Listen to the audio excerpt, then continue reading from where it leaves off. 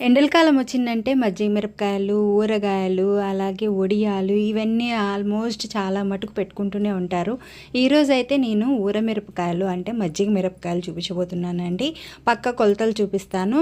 ఎవరైనా తెలియని వాళ్ళు తప్పకుండా నేర్చుకోండి.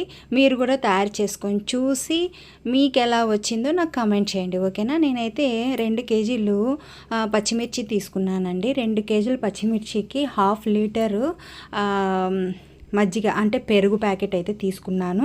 ఇందులోకి 3 లెమన్ పిండుకుంటున్నాను. ఒక 1 స్పూన్ వరకు వేయించి చల్లార్చినటువంటి జీలకర్ర పొడి వేసేసుకున్నాను అనమాట. వీటన్నింటినీ బాగా కలుపుకున్నాను. చిన్న గుల్లగా లేకోకుండా నీట్గా జారుగా ఉండేటట్లుగా నేను దాంట్లో కొంచెం వాటర్ కూడా వేసేసి తగినంత ఉప్పు వేసి, మరీ ఉప్పు ఎక్కువ వేసుకోవద్దండి, తినలేము.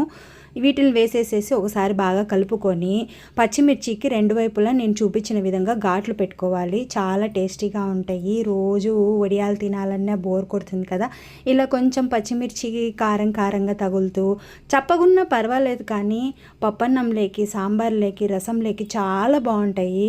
అలాగే మజ్జిగన్నంలో కూడా ఈవెన్ తినచ్చు అనమాట. చాలా టేస్టీగా ఉంటాయి. నేను చూపించే విధంగా ఘాట్లు పెట్టేసేసుకొని ఒక 1 డే ఈరోజు నైట్ కోసి పెట్టేసేసుకున్నాం అనుకోండి, మరుసటి రోజు ఎండలో కొంచెం సేపు అది సాయంత్రం వరకు ఎండబెట్టుకున్న తర్వాత ఆ ఎండిపోయిన వాటిని మళ్ళీ ఈ మజ్జిగలోకి కలుపుకోవాలి.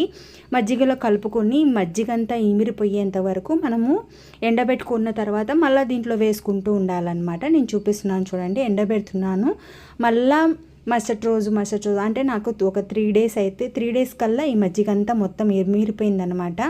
ఈ మిర్చిలో ఉండేటువంటి వాటర్ అంతా ఇంకిపోయిన తర్వాత ఇందులో వేసామనుకోండి, సాయంత్రం మళ్ళా ఈ మజ్జిగ అంతా పీల్చుకుంటుంది. అప్పుడు మనకు పచ్చిమిర్చి కారం లేకోకుండా టేస్టీగా ఉంటుందన్నమాట.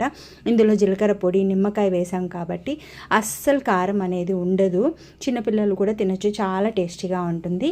ఇప్పుడు 3 డేస్ చూపిస్తున్నాను, 3rd డే అనమాట. ఇప్పుడు చూడండి ఎంత పలపల అని ఎండిపోయాయో. ఇప్పుడు వీటిని మనము నూనెలో వేయించుకోవడమే. వీటిల్ని ఇంకొక 2 డేస్ ఎండబెట్టుకుంటున్నాను. ఎందుకంటే వీటిల్ని కొంచెం లోపల పచ్చిగా ఉన్నా కూడా పురుగు వచ్చేసిస్తుంది. ఎండలో బాగా ఎండితేనే మనకు మిరపకాయకు పురుగు పట్టకుండా ఉంటుందన్నమాట. ఈ వడియాలన్నా ఉంటాయి కానీ మిరపకాయలు తొందరగా చెడిపోతాయి. కాబట్టి ఎండలో బాగా ఎండిన తర్వాతే మీరు స్టోర్ చేసుకోండి. ఇప్పుడు నూనెలో వేయించుకొని చూపిస్తున్నాను చూడండి. నూనె తక్కువగా వేసుకొని వేయించుకోండి, ఎందుకంటే ఇది కొంచెము లోపల గింజలన్నీ వచ్చేస్తాయి కాబట్టి నూనె అంతా గలీజ్ అయిపోతుంది. అందుకోసమే ఈ వీడియో నచ్చినట్లయితే తప్పకుండా లైక్ చేసి మీ ఫ్యామిలీ ఫ్రెండ్స్కి షేర్ చేయండి. సపోర్ట్ చేసి సబ్స్క్రైబ్ చేయండి.